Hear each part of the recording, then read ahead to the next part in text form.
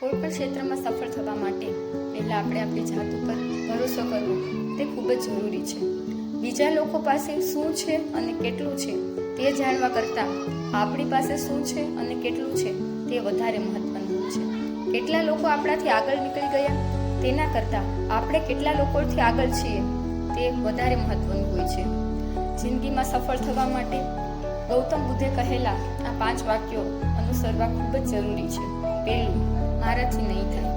બીજું, મારા કિસ્મત જ ખરાબ છે. ત્રીજું, આજે મારો મૂડ નથી. ચોથું, મારી પાસે સમય નથી. અને પાંચમું, લોકો શું કહે છે.